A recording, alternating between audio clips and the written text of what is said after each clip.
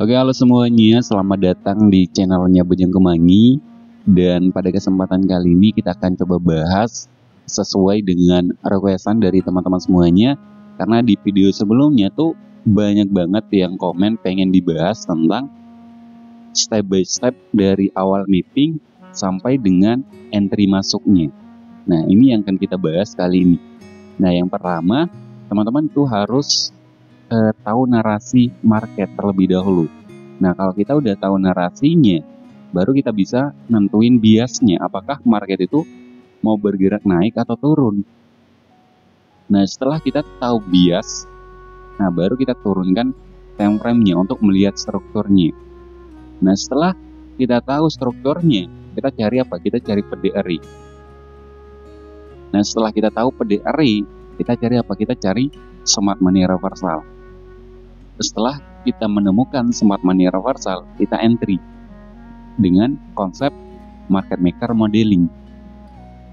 Nah, kalau teman-teman belum paham tentang narasi, nah narasi itu merujuk pada cerita atau penjelasan yang digunakan untuk menggambarkan dinamika pasar dan memberikan wawasan tentang faktor-faktor yang memengaruhi pergerakan harga suatu aset atau pasar secara keseluruhan.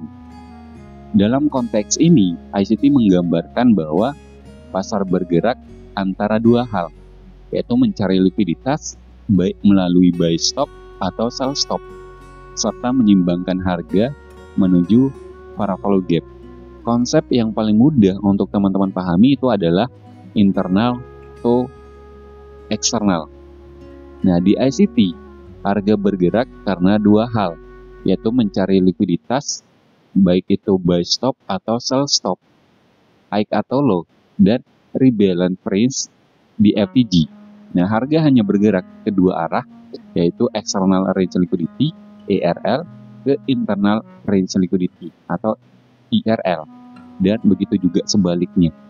Dari skenario, ketika market itu bergerak naik seperti ini, lalu turun, ngebentuk BMS, ngambil area eksternalnya, maka market itu bergerak ke atas untuk menyimbangkan harga ke internal. Nah, setelah menyimbangkan harga ke internal, market itu akan bergerak ke eksternal. Bearish skenario. Tapi kalau bullish skenario, dari eksternal ngebentuk BMS, lalu market itu bergerak ke bawah, ke internal. Setelah menyentuh internal, market itu bergerak ke atas. Internal to eksternal. Nah, ini untuk bullish skenario. Dan untuk membingkai bias,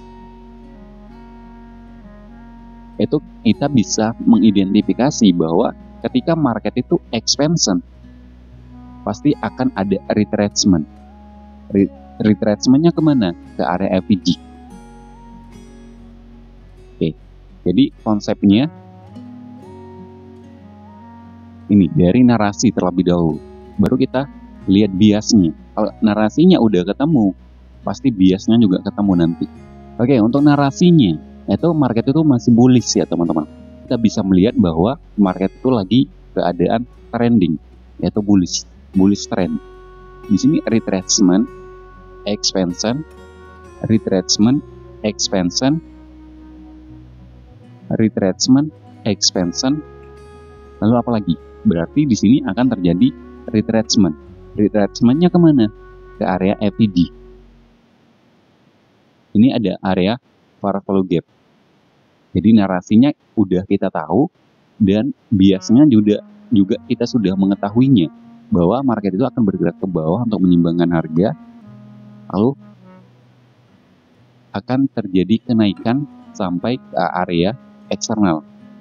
Jadi biasanya kita sudah mengetahui bahwa market itu akan bergerak ke bawah untuk retracement, menyimbangkan harga area FVG yang ada di sini.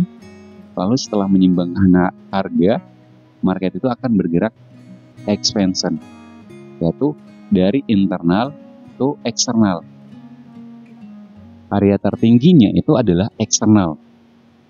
Dan di sini ada parabolic gap. Maka dari itu candle yang terbentuk selanjutnya itu akan menyimbangkan harga ke area FVG sesuai dengan konsep yang ada di sini. Ketika bullish trend, market itu bergerak ke atas lalu ke bawah untuk menyimbangkan harga ke area FVG atau internal. Lalu setelah menyimbangkan harga, market itu bergerak ke atas dari internal atau eksternal. Nah, dari ini adalah eksternal, maka dari itu market itu akan bergerak ke bawah, retracement, lalu ke atas. Oke, jadi pembentukan candle selanjutnya itu akan terjadi penurunan terlebih dahulu, menyimbangkan harga, lalu bergerak ke atas. Berarti di sini kita turunkan time frame-nya, yaitu ke H1 terlebih dahulu. Teman-teman bisa melihat bahwa market itu masih berada di area sini, maka kita menunggu market itu akan bergerak ke bawah. Di sini di H1 kita sudah melihat bahwa pergerakan market itu bergerak ke bawah, untuk menyimbangkan area FVG daily-nya. Kita turunkan ke time frame yang lebih rendah. Oke. Di sini ada terbentuknya market maker. Ini market maker sell modeling. Ini adalah original consolidation. Lalu accumulation, reaccumulation. Selanjutnya kita cari apa? Kita cari smart money reversal.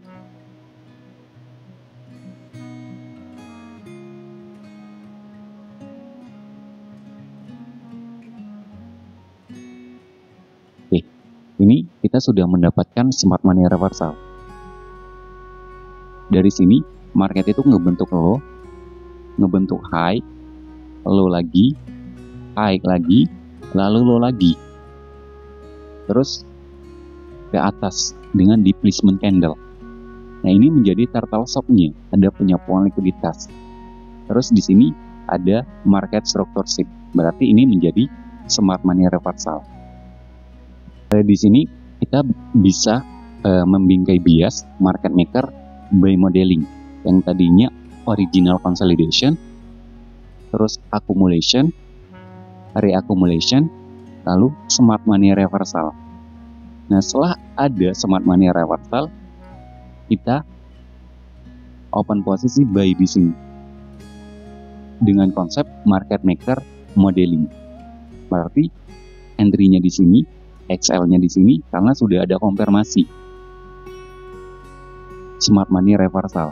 Kita entry di area FVG dengan target itu berada di area original consolidation. Ini adalah untuk menyimbangkan harga ke area FVG tadi, karena di bawah ada powerful gap yang akan diseimbangkan. Di sini kita menemukan market maker sell modeling. Nah, setelah menyimbangkan harga di time frame besarnya tadi, daily tadi, ada terbentuknya shift, ada smart money reversal. Berarti di sini para institusi itu akan membalikkan harga yang tadinya bearish menjadi bullish. Nah, ditandai dengan ada displacement candle, di mana mereka membalikkan harga.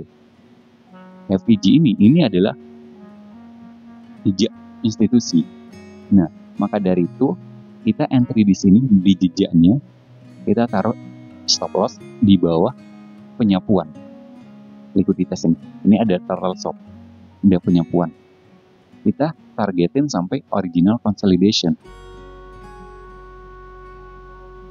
Oke, nyentuh area FVG.